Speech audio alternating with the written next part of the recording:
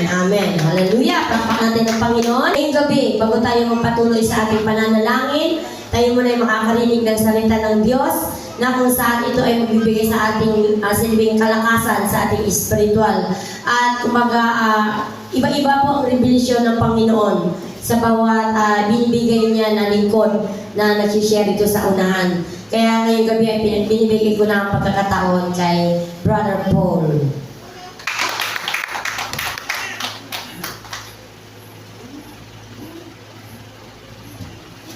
Hallelujah! Magandang gabi po sa ating lahat. Yan.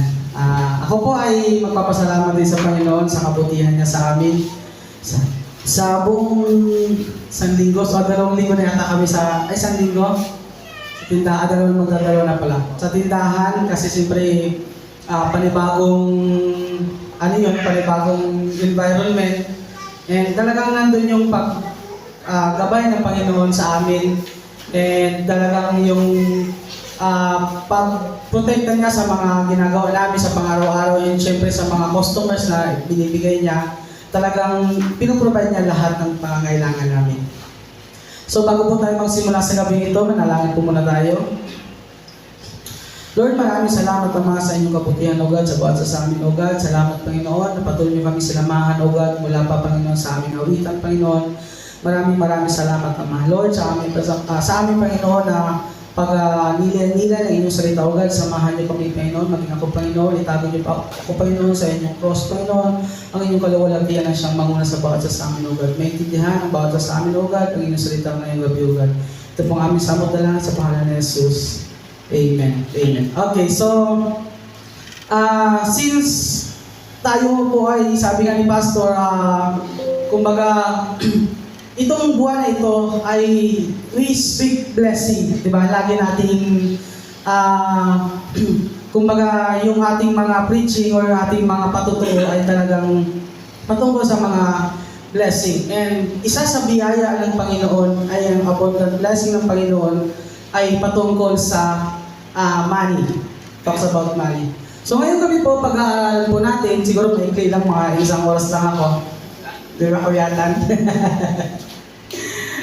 Mga 1 oras kalahati siguro. Joke na. So, maikli lang siguro ito. Kalahati lang. 7:32, baka mga 7:33 tapos na to. Nang umaga. Hallelujah. So, ngayong gabi po, pag-aaralan po natin ang 5 bagay na dapat tandaan tungkol sa pera. Okay po? Unang-una po, bilisan natin. So, money is to be earned. Ang pera po ay kinikita. So, kapag magtrabaho ka, ay magkakaroon ka ng pera. Yan yung prinsipyo ng pera. Di ba? Come and go. Kapag magtrabaho ka, sisweldo ka, and ipapabili mo. So, money is to be earned. Ang equivalent po niyan is money is to be had. So, kung ang pera o kung ang salapi ay nakikita o kinikita, so dapat meron tayo. Dapat meron po tayong pera. Di ba? So, because money, bakit? Why? Sabi niya, because money, it gives us protection. Di ba? So, magkakaroon ka ng bahay, makakapagawa ka ng bahay kung meron kang pera. So, may protection ka sa iyong pamilya. Di ba? Maikukubli mo ang iyong pamilya sa safe na lugar. Di ba? Why? It is, money gives us shelter. Tirahan. Di ba? So, according to Ecclesiastes 7:12, sabi diyan, wisdom is a shelter, as money is a shelter. But the advantage of knowledge is this: wisdom preserves those who have it. Okay po? So, yung karunungan po, ito yung mga karunungan natin. Di ba? So, shelter from our needs, kanlungan sa ating mga pangangailangan, kanlungan sa mga ating gusto sa buhay, di ba? Shelter from different insecurities, di ba? Marami siyang uri ng kanlungan. So yun po yung naibibigay ng pera, di ba? So yung ang pera, ang una po dapat natin tandaan, ang pera ay kinikita, and ang equivalent niyan, dapat meron po tayo. Diba? So ginawa ang pera para sa tao, di ba? Kaya nga kapag ang unggoy, pinigyan mo ng saging at saka pera, ang iniisip ay, ang kukuhain ay saging. So it means yung pera talaga ay para sa tao. Di ba? So, para sa atin. Okay po? So, what can we learn about that? Ano ba yung matututunan natin? Okay? We should make money. Okay? So, in what way? Sabi dyan. So, we should make money in an honest way. Hindi natin pwedeng sabihin na, ay, sabi ni Brother Paul, dapat may pera ang tao. Pupuntahan ko bukas yung yung vault ni ganito. Kuhain ko. So, hindi ganon. So, we can make money in an honest way. Okay po? Dahil ang Panginoon ay natutuwa kapag yung perang ating pinaghirapan ay sa pamamagitan ng honest na paraan. Di ba? Masarap kaya gastusin yung pera na pinaghirapan talaga natin, di ba? Kahit na sabihin mo yan ay manahin, di ba? Pero yung pinaghirapan pa rin ng iyong mga ninuno, di ba? Alam mo naman yung ninuno mo, paglabas may kakambalagan ng pera, wala namang ganun, di ba? So pinaghirapan pa rin nila, in short, nasa pamilya nyo pa rin, di ba? So, we can make money in an honest way. Okay po? So, wag po tayong magmadali na sabihin, dapat ganitong edad ko ng 26, dapat mayaman na ako. Mayaman ka nga, pero kung hindi naman sa magandang paraan, pangit din. Di ba? So, we should make money in an honest way. Okay? So, why we should make honest money?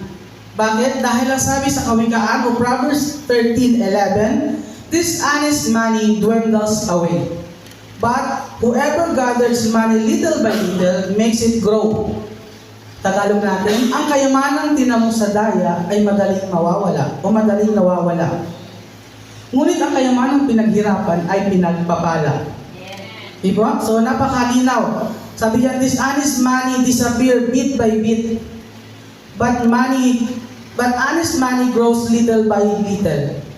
Hindi naman ibig sabihin na yung little by little, yung magtrabaho ka ng napakabagal para i-glorify mo ang Panginoon. Ay ibig sabihin po nun yung little by little, yung bang sa honest na paraan, kahit na hindi mabilisan, pero nasa tamang paraan. Diba? So yun po ibig sabihin ng little by little, ibig sabihin na glorify ang Panginoon kung ito ay nasa tamang paraan. Diba? So hindi ibig sabihin na gumawa yung kabuhayan mo, dapat piso lang ang tubo ko ngayon para little by little, ibig sabihin ganito. Hindi po gano'n. Ibig sabihin, in an honest way. Diba? Piso nga, kung may nagbili naman sa'yo dalawa, dito lang ang tubo mo. Talagang napakalitil yun. Okay? So little by little, ibig sabihin, kayamanang pinaghirapan. Diba po? So it means talagang, nandun talaga yung tiyaga, yung perseverance mo, diba? Pinagpaguran mo talaga yun, in an honest way. So talagang, napakasarap na gastusin yung perang napagpaguran mo or napagpaguran ng mga magulang mo o ng mga ninuno mo, di ba? So that's why the Lord enable us to become productive must be done in an honest way. So para maging productive tayo, dapat yung ating mga gawa ay sa pamamagitan ng tama, di ba? Nasa honest. Okay po? Next, what can we learn from these verses? Ano ba yung natutunan natin sa dalawang verses na yon? Di ba? So we can strive money in an honest way. Talagang pursigihin natin magkaroon ng pera.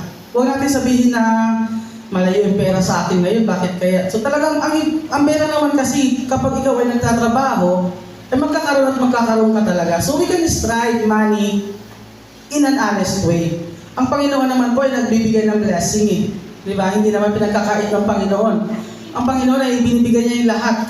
Kaya nga, kumbaga, God will provider siya eh. So, kung wala ka na, ipoprovide niya yung pangangailangan mo. Kung, sabi dito, you can strive. Di ba? Kahit pa paano gumalaw ka. Di ba? So, in an honest way. Next.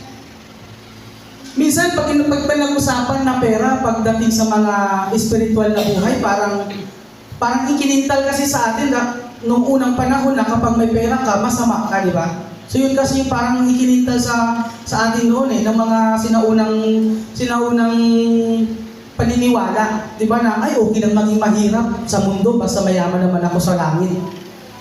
Hindi, di ba sabi, ay okay lang maging mahirap, hindi ko naman madala yung kayamanan niyan sa langit. Eh kahit man kahirapan, hindi mo rin naman kayang dalhin sa langit eh. Di ba? So, kaya wala din. So, ibig sabihin, mas magandang maging mayaman ka na lang. Kasi pati kahirapan, hindi mo rin man madala. Diba? So, when we talk about money, Pagdating sa ibang tao, parang napakasama, parang napakatakaw mo naman kapag gusto mo maraming pera.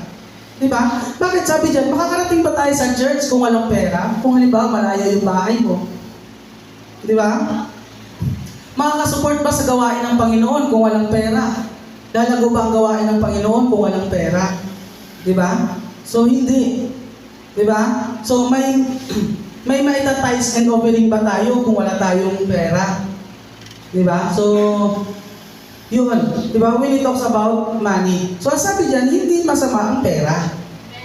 Money is a blessing. Ang pera po ay blessing mula sa Panginoon. Ang masama, kung yung pera ang maging dahilan para ikaw ay gumawa ng masama. Yun yung masama. Di ba po? So hindi po masama magkaroon ng pera. At hindi masama yung mag-earn tayo nito. Di ba? So, ayan. Okay po? So, yun yung matutunan natin sa mga verses na mga nauna. Okay po? So, money is a blessing from God. Ayan. Dollar na yan. Talagang malaki ang halaga niyan. Di ba? Hindi po masama ang pera dahil it is a blessing from God. Okay po? So, in an honest way. Imagine mo, ganyan kalaki yung ibubuhos sa'yo. Talagang napakalaki. Okay po? Number 2 po. So, money is to be multiplied. So, kung meron ka na, dapat i-multiply mo. Huwag mo hayaang mabawasan. Diba? Paramihin mo. Okay? So, ang equivalent niyan, i-invest natin. Money is to be invested. I-invest natin. Diba? So, iba kasi, pag nagkaroon ng pera, iniisip agad, saan ko kaya ito gagastusin? Ano kaya yung sale ngayon? Live kaya si ganito? Diba? Ano kaya yung mga bag ni ganito ngayon? Makamain nga. Diba? May mga ganun kasi eh. Pag nagkaroon ng pera sa bulsa, ang iniisip agad. Anong sale kaya sa Shopee ngayon? Diba? May mga tao na ang iniisip agad ay gastos. Kumbaga, walang investment. Okay? Nahingit naman ako sa inyo, may tubig kayo. Baka naman pahingin ng tubig dyan. Okay, so, money is to be invested. Kailangan po natin i-invest. Ang ibig sabihin po ng invest, ibig sabihin, ilaan mo sa kung saan magbabalik sa'yo, mayroong return of investment o ROI. Diba? Hindi lang pwede natin gastos, i-invest din natin. Sabi dito, money is to be invested, not just spent. Halimbawa, meron kayo 1,000. Di ba? Yung iba, pag nagkaroon ng 1,000, iniisip agad, ibili ko kaya ito ng, pag may nakita sa mall, ibili ko kaya ito ng makeup. Hindi naman yung si Miss, ha? Hindi ikaw yun, Hal. Hindi ikaw yun, promise. Kaya na lang, wala tayong kulambo, kaya hindi ako outside na kulambo. Di ba? Kapag nagkaroon ng 1,000, yung iba, ang iniisip agad, ibili ko kaya ito ng bag. Ay, ang bag mo, dami-dami na nakasapit, pinagapo ka na lang ng lamok. Di ba? Pinabahayan na lang ng lamok. Anin mo yun? Di ba? So, hindi ka mga bumili ng isang piling na saging o isang kawali. Di ba? Gawing banana cue, ibenta. May tubo na pagdating ng hapon. Di ba? May pagkain ka pa. See? So, i-invest po natin. Halimbawa, nagkaroon tayo ng pera, hindi yung kung paano tayo magastos, huwag yung naisipin natin. Ang isipin natin kung paano natin ma-invest. Tulad ko, nung nag-bonus ako, sabi ko nga, ang inisip ko kaagad, ako kasi pa nagkaroon ng pera, ang inisip ko kaagad po talaga ay investment. So sabi ko, since kami na magbabantay, magbili muna ako ng siguro ng printer na may photocopier na long kasi mas kailangan yung long photocopier doon. So doon ko sinalpak yung bonus ko, tapos yung iba, pinili ko ng pangangailangan ko rin sa akin sarili at sa aming family. So, i-invest po natin. Tulad yan, di ba? Sa simpleng banana cue, yung mga, kung iisipin natin, kung titinan natin, yung mga mayayaman ngayon, hindi naman yan sila nagsimula na mayaman eh, di ba? Yung mga naging amo natin, o mga, kung tayo nakikitrabahuhan, minsan sa buhay nila, nagkaroon din sila ng hirap. Kung hindi man sila, yung kanilang magulang. Kung hindi man yung kanilang magulang, yung kanilang ninuno. Di ba? So, swerte lang sila dahil sila ay napamanahan. Pero i-invest po natin. Okay po? Because God loves seeing money being multiplied. Mahal o, nalulugod ang Panginoon kapag nakikita niyang mga anak niya ay namumultiply yung talent na ibinigay sa kanya. Diba? Kasi pagdating sa Bible, ito po yung money, pwede maging talent ang karakter niya. So, naaalala niyo yung tatlong binigyan ng talent? Diba? Sabi sa Mateo 25, 16, 17, ito talent nito, yung pagbigyan ng tubig eh. Hallelujah, thank you. Sabi po sa Mateo 25, 16, 17, 16, kumilos agad ang tumanggap ng 5,000 salaping ginto. At ipinangalakal iyon. Kumita siya ng 5,000 salaping ginto. So, kumilos agad siya. Di ba? Pagbigay sa kanya ng pera, ng hari, which is yung character ng Panginoon, pagbigay sa kanya, ay talagang nag-isip agad siya, saan ko kaya ito i-invest?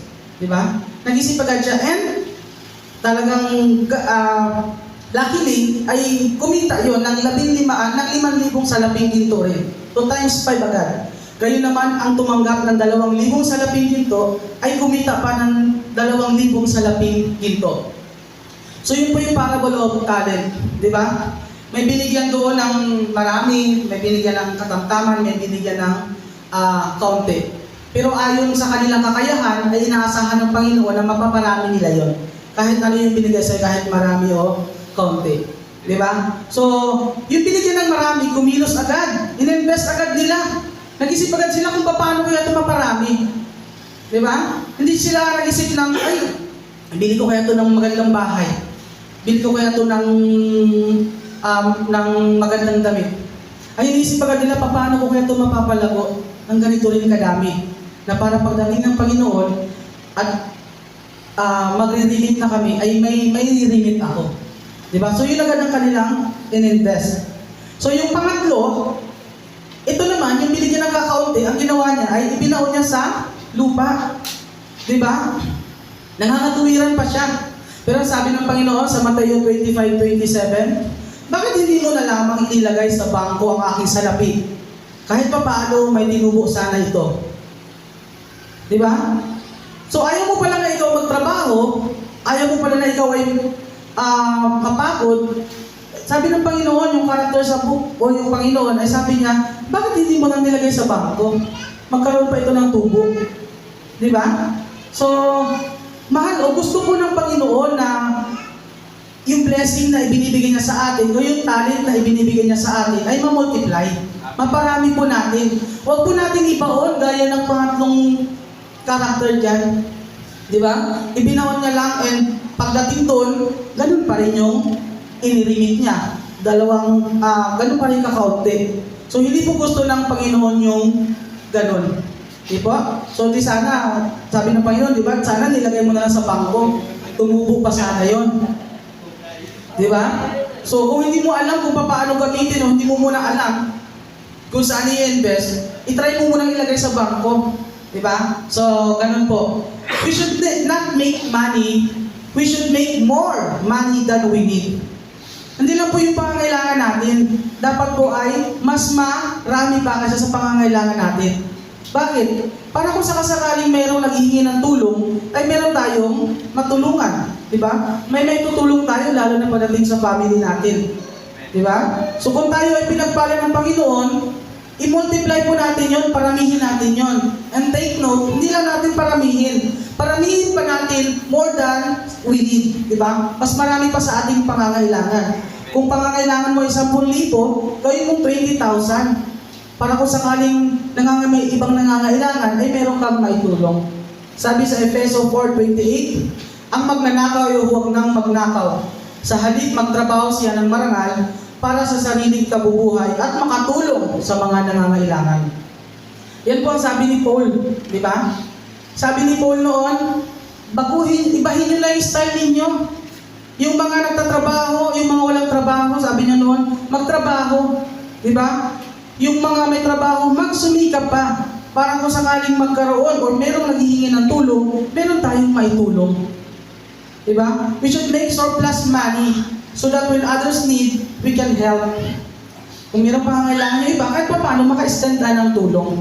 Di ba napakasarap sa puso na kapag merong nangangailangan ng tulong ay nabigyan mo ng tulong kahit sa maliit na paraan. Di ba? Okay po? So, yun po. Di ba? Hindi katulad ng taxi driver na ito. Di ba? Sabi niya, naka-boundary na ako, matutulog na lang ako, nakataas pa yung paa niyan. Hindi ko lang nakuha. Di ba? Huwag tayong ganun, huwag tayong makontento na sa ganun lang. Di ba? Hindi katulad ng tindera na ito. Sabi niya, nakuha ko na yung pambayad ko sa renta ngayong araw, manood muna ako ng sini. Di ba? Huwag tayong maging ganun. Strive po tayo. More than we need. Okay po? So, sabi sa Efeso 4:28, ang magnanakaw ay huwag nang magnakaw. Sa halip, magtrabaho siya ng marangal para sa sariling kabubuhay at makatulong sa mga nangangailangan. Okay po? So, ganun po. Number 3 po, money is to be made to offer to God. Ito po yung pinakamahalaga. Ginawa ang pera para ibalik sa pamamagitan ng tithes and offering. Di ba? The Lord like to see His blessing going back to Him through offering and tithes. Gusto ng Panginoon na yung pinagkakaloob niyang pera sa kanyang mga anak ay mayroong return of investment sa pamamagitan ng tithes and offering. Kapag tayo po ay nagbibigay ng tithes and offering, yun po ay pagkilala natin sa makapangyarihan. Pagkilala natin sa kingship ng Panginoon, sa pagiging hari niya. Kaya nga si Magellan ay, nung pumunta si Magellan sa Cebu o sa Mactan ay hinarang agad siya ni Lapu-Lapu, di ba? Ang hinihingi ni Magellan ay magbigay si Lapu-Lapu ng tribute para pagkilala sa King of Spain. So hindi siya nagpayag, di ba? Sabi niya, hari ako, tapos dapat may hari ba sa akin? Kaya nakipaglaban siya, di ba? So yung pagkilala po natin o pagbigay natin ng tithes and offering, yan po ay pagkilala natin sa kingship of God, sa pagiging hari ng Panginoon. Di ba? So, we give our tribute through tithes and offering. Or we give our tax kung sa pagdating sa government, di ba? Binibigyan natin ang ating tax, pagdating naman dito sa ating sa spiritual, through tithes and offering. Di ba kahit saan? Kahit sa isang kaharian, kahit sa isang gobyerno. Di ba? Talagang kailangan natin ibalik yung buwis na yung pinakakitaan natin, yung buwis nun, kailangan natin ibalik. Kahit sa isang kaharian, sa atin, sa dito na lang, sa Pilipinas, di ba? Nagbabayad tayo ng tax. So, yun po, di ba? Meron na yung iba. Wala nga kaharian, di ba? Yung mga lasinggero. Pero pag napadaan ka sa kanila, nandito ka sa teritoryo ko, magbigay ka ng tong. Di ba? Kung ayaw mong magulpi. Yung palabo ko na lang kasi baka may makilala nyo. So, di ba? Meron ng wala namang kaharian, pero kailangan mong magbigay ng buwis. Di ba sa na-experience, di ba, kung ating naririnig, di ba, pagdaan ko ba doon sa kanto, kinuhaan pa ako ng 10 piso, ay sayang, di ba? May mga ganun tayo naririnig. Yun nga yung walang kaharian, how much more sa Panginoon. Di ba? So, ibigay po natin yung ating buwis through tithes and offering. Ibalik po natin sa Panginoon. Di po? Gaya ng isang balo, di ba kung napapansin nyo? Yung balo at mayaman. Di ba? Yung parable niyan, yung mayaman ay talagang taas daw siyang nagbigay ng kanyang salapi. Di ba? Basahin natin sa Marcos 12:41-44. Sabi diyan, naupo si Jesus sa tapat ng hulugan ng mga kaloob sa templo at pinagmasdan ang mga naguhulog ng salapi. Napansin niyang maraming mayayaman ang naguhulog ng malaking halaga. Siguro paghulog nun sa basket, bang! Ganun agad kalalakas yung laglag, di ba? Kasi mayayaman, talagang isang bugkos talaga yung hinuhulog nun eh. Di ba? Lumapit na pala isang biyudang dukha at naghulog ng 2 salaping tanso. Siguro ang tulog ng ting, ting. Ganun lang siguro. Kasi 2 salaping tanso lang. Tinawag ni Jesus ang kanyang mga alagad at sinabi sa kanila, sinasabi ko sa inyo, ang inihandog ng Yudang iyon ay higit na marami kaysa sa inihulog nilang lahat. Sapagkat ang tunay sapagkat ang lahat ay nagkaloob ng bahagi lamang ng kanilang kayamanan. Ngunit ang ibinigay ng babaeng iyon, bagamat siya'y tuka, ay buo niyang ikinabubuhay. Pagdating po pala sa pagbibigay, ngayon ko rin lang na-realize kanina, ang Panginoon pala ay hindi tumitingin kung gaano kalaki yung binigay natin. Ang Panginoon po ay tumitingin kung ilan yung natira sa atin. Di ba? Eh, ang laki-laki nga ng binigay mo, eh, sobra-sobra rin naman pala yung, baka sobra-sobra na rin lang yun sa pera mo. Di ba? Ay, yung balo, di ba? Yun na lang yung binigay niya, kasi yun na lang talaga at wala nang natitirang iba. Kumbaga, last money na lang talaga niya. Matalo, manalo, wala na talaga. So, pinagkaloob niya yun sa Panginoon, at sabi ng Panginoon, ang balong iyon ay ang nagbigay ng higit kaysa sa mga iba. Di ba? So, ang Panginoon po pala ay tumitingin kung ano yung natira sa atin. Hindi kung ano yung halaga ng binigay mo. Di ba? Ibinigay mo 1,000, eh, ang pera mo naman palang milyon-milyon. So, parang walang halaga yun. Di ba? So, katulad ng balo, yun na lang yung pera niya, sobrang halaga sa kanya yun, na pwede niya pang gawing pagkain sana bukas yun, pero hindi niya nainisip. Di ba? Ipinagkaloob na lang sa Panginoon. And take note po, there are 2,350 verses about money and over 7,000 promises. At ang isa na doon, kapag nagkaloob ka sa Panginoon, ay ibabalik ka ng siksik, liglig at umaapaw. Di ba? So, yun po. So, dahil ang Panginoon po ay hindi nangungutang, hindi po niya ninuutang sa totoo lang. Bakit siya mangungutang ay kaya niya i-provide ng lahat? Di ba? Kaya huwag po tayong mag-atubili na kapag dating na ng offering or giving time, ibigay po natin yung lahat. Kasi sa 7,000 promises na yan, ang isa dyan ay yung ibabalik niya sa atin ng siksik, liglig at umaapaw. Okay po? So, number 4, ayan, second to the last. Number 4, money should be enjoyed. So, kung meron na tayo, na-multiply na natin, huwag natin sabihin sa sarili natin na, ay, hirap dito gastusin, di ba? Enjoy po natin. Di ba? I-enjoy po natin. Parang yung kwento noon hindi naman sa atin, sa lugar na ang yaman-yaman ng, at tipid-tipid ng babae, nakatira siya sa parting south, kahit na winter, ayaw niya pa rin magpainit. Nung namatay siya, sobrang dami niya palang pera, iba lang yung nakinabang. Diba? So, kung meron po tayong pera na enough, i-enjoy po natin yon. Diba? Huwag tayo magpakahirap na binabao yung pera na ating kinikita ay hindi rin natin nagagamit. Paano kung palayo lang, diba? Ay mawala tayo bigla. So, sinong mag-aano nun? So, supposed to be, dapat ma-enjoy natin. Money should be spent on what truly satisfied or important. I-spend po natin. Pag sinabi po diyang enjoy, hindi naman yung ibili mo ng ganito, ibili mo ng damit na ganito. Diba? Hindi po ganon. Ibig sabihin, kung ano yung nakakasatisfied sa atin, kung ano yung important, kung ano yung ating pangangailangan. Diba? Sabi po sa Isaiah 55:2, bakit gumugugol kayo ng salapik sa mga bagay na hindi nakakabusog? Bakit ninyo inuubos ang perang kinita sa mga bagay na nasa inyo ay hindi nagbibigay kasiyahan? Makinig kayong mabuti sa akin at sundin ang utos ko at matitikman ninyo ang pinakamasarap na pagkain. So, i-enjoy po natin, i-enjoy natin sa pamamagitan kung ano yung nakakasatisfied sa atin. Diba? Hindi yung bumili ka ng 10 baso, tapos pagbalik mo sa bahay, bakit nagbili ka niyan? Sale na sale. Tapos ilalagay mo rin lang sa Durabox mo or sa cabinet mo, lalangawin o yun lang ng lalawaan lang. Diba ba?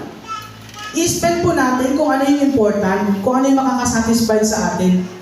Naalala ko noon sa Taytay kami, talagang kung iisipin talagang medyo iba yung buhay namin talaga noon eh. Kasi kada hapon pupunta kami sa palengke,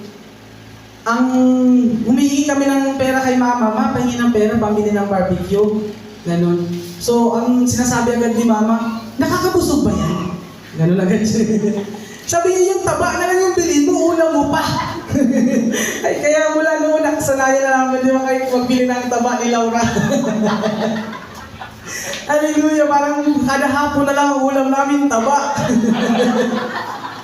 Kasi nga sasabihin sa'yo, kasi nga kung bibili ka ng barbecue, 10 piso, yung taba, 5 piso, mauulam mo na talaga, hihingi ka na ng sauce. Ay yung barbecue na yun, ay ikaw lang kakain, no? Yung taba, pwede mo pang masyaran yung kapatid mo. So, tanong agad si mama, nakakabusog ba yan? Hindi ko alam, biblical pala yung sinasabi niya na yun. Hallelujah. Di ba sabi dyan, bakit gumugugol kayo ng salapi ng mga bagay na hindi nakakabusog? So, sabi dyan, we should spend on what truly satisfies us and what is important. Kung ano po yung talaga yung napakahalaga. Diba? Hindi yung bibili ka ng mga bag, tapos pagtapos niyan dahil sale nga, isasabit mo rin lang, lalamukin rin lang, mababahaya pa ng lamok, magka-dengue ka pa. Diba? Hindi ko naman sinasabing si Micah yun. Di ba, Mike? Kasi wala naman yung bag si Micah. Kakaunti lang. Diba? So, sabi sa Kawikaan 17:16, walang katuturan ang gumugol sa pag-aaral ng isang tao pumili niya sa maging mangmang. So money is useless in the hand of a fool. Bali wala po yung halaga ng pera sa kamay ng tao hindi marunong.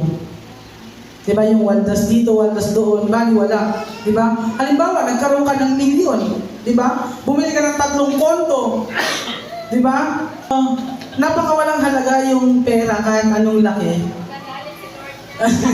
Hallelujah. Walang halaga yung pera kahit anong laki sa tao hindi marunong. Diba?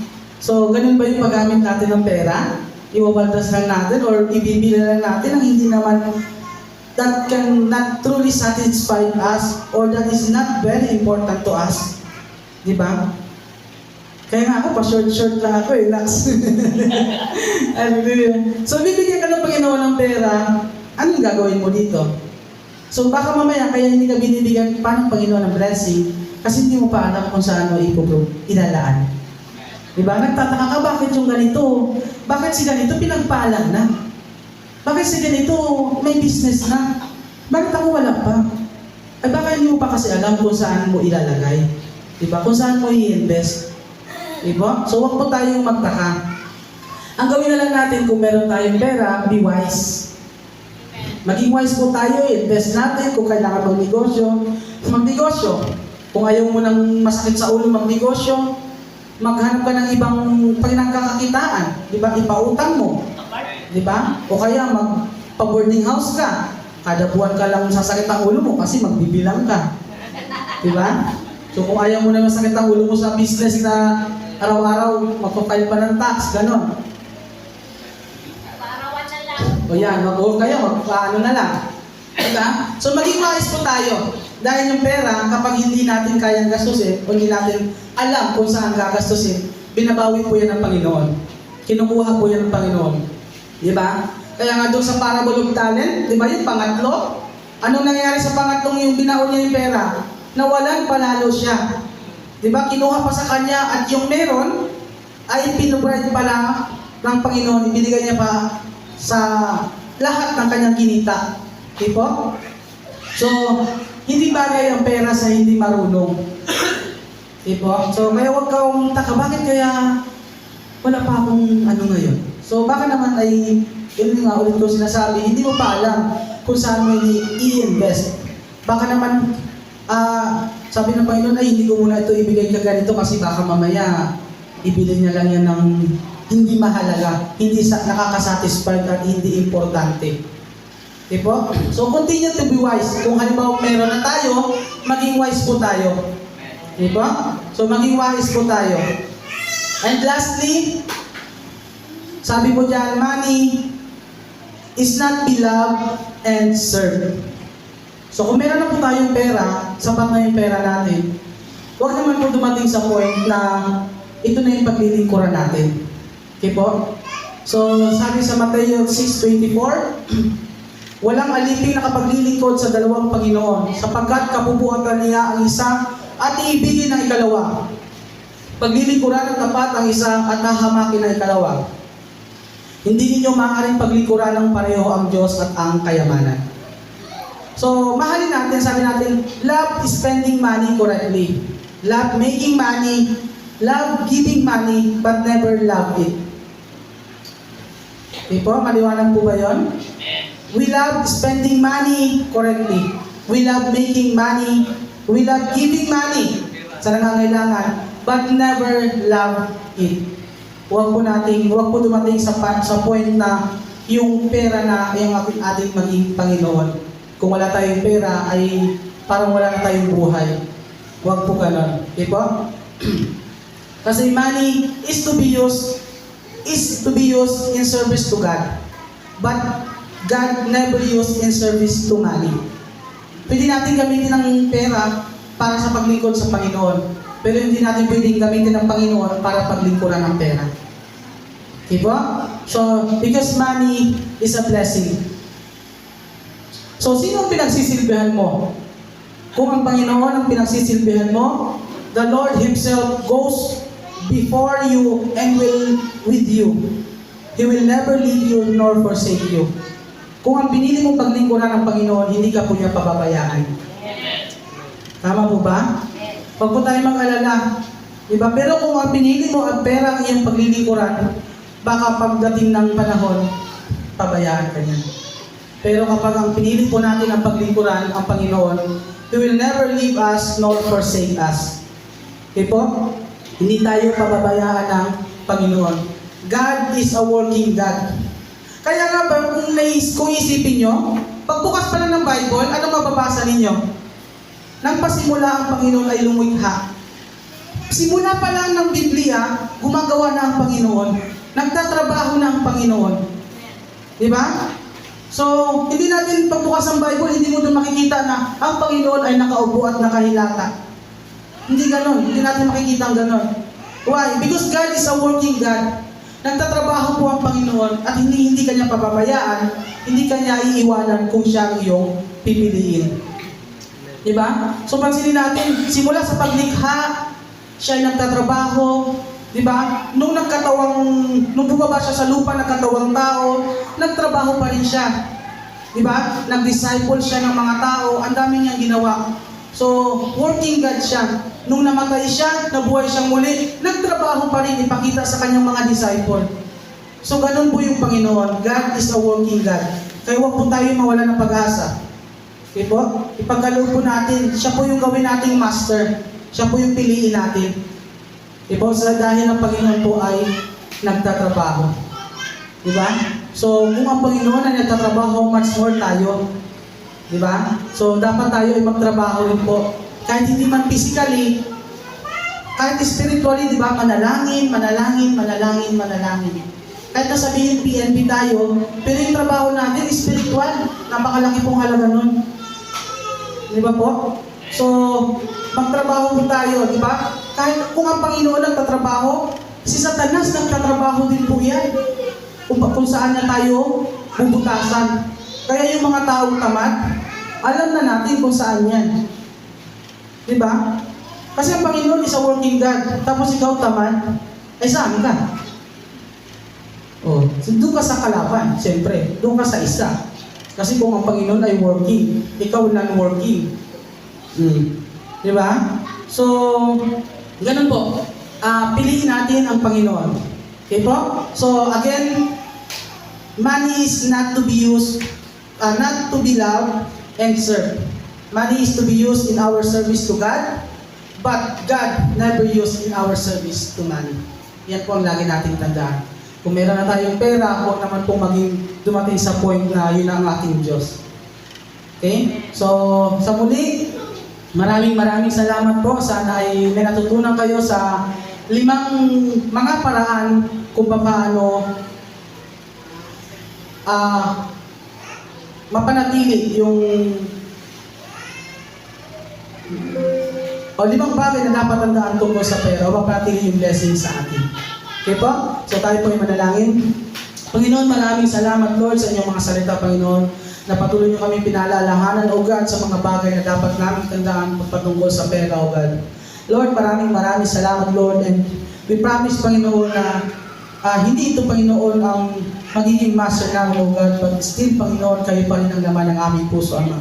Lord, salamat Lord sa inyong kabutihan sa bawat isa sa amin, O God. Patuloy kami ingatan sa lahat-lahat ng aming gagawin and pagpalaan niyo po kami financially, Panginoon. And bigyan niyo po kami, Panginoon, ng maraming buto, Panginoon, na aming pang maitatanim, O God. Maraming salamat, O God, sa inyong kabutihan. Ito pong aming samong dalangin sa pangalan ni Jesus. Amen. And hallelujah.